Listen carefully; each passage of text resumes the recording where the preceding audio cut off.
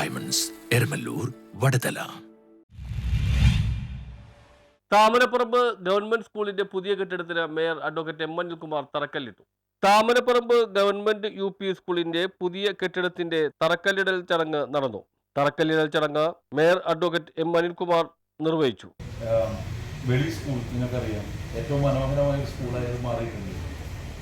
മട്ടാഞ്ചേരി സ്കൂളിൽ നമ്മളൊരു ലാബ് അവിടെ കൊടുത്തു, ഫോർട്ട് കൊച്ചി സ്കൂളിൽ കൊടുത്തു.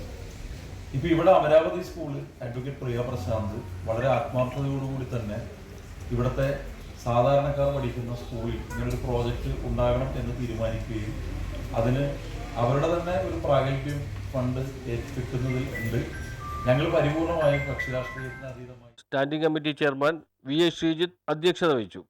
ഇതിനാവശ്യമായ ഞാൻ ഇവിടെ അനുവദിച്ചിട്ടുള്ള ഫണ്ട് പറയുമെന്നാണ് ധരിച്ചത്. 50 ലക്ഷം രൂപ എന്നാണ് ആദ്യ ഫണ്ടിൽ. ഇപ്പോൾ പല ഘട്ടത്തിലായി ഇത് വകയിരുത്തുന്നതിന് പ്രത്യേക കലാവൈഭവമുണ്ട്. അത് നോക്കിയാൽ ചിലപ്പോൾ ഇങ്ങനെ തോന്നുള്ളൂ, പക്ഷെ യഥാർത്ഥത്തിൽ അങ്ങനെയല്ല. ഡിവിഷൻ കൗൺസിലർ അഡ്വക്കേറ്റ് PA പ്രിയ ചടങ്ങിൽ സ്വാഗതം ആശംസിച്ചു.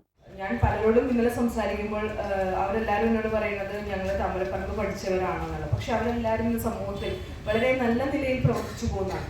സർക്കാർ സ്കൂളുകളെ സംബന്ധിച്ച് ഞാൻ എല്ലായിടത്തും പറയാറുണ്ട്, സർക്കാർ സ്കൂളുകളിൽ നമ്മൾ മാതാപിതാക്കൾ കുട്ടികളെ വിടാൻ മടിക്കുമ്പോഴും നമ്മൾ മനസ്സിലാക്കേണ്ട ഒരു കാര്യം, സർക്കാർ സ്കൂളിലെ അധ്യാപകർ അല്ലെങ്കിൽ എല്ലാവരും സ്റ്റാഫ് അടക്കം നമ്മുടെ സർക്കാരിൽ നിന്നും കിട്ടേണ്ട എല്ലാ ട്രെയിനിങ്ങും കിട്ടി വളരെ വിദഗ്ധമായിട്ട് കുട്ടികളെ പരിപാലിക്കാൻ കഴിയും. നഗരസഭാ പ്രതിപക്ഷ നേതാവ് അഡ്വക്കേറ്റ് ആന്റണി കുരിത്തറ, കൗൺസിലർമാരായ ശിവാലാൽ, രഘുറാം ചേപ്പൈ തുടങ്ങിയവർ സംസാരിച്ചു.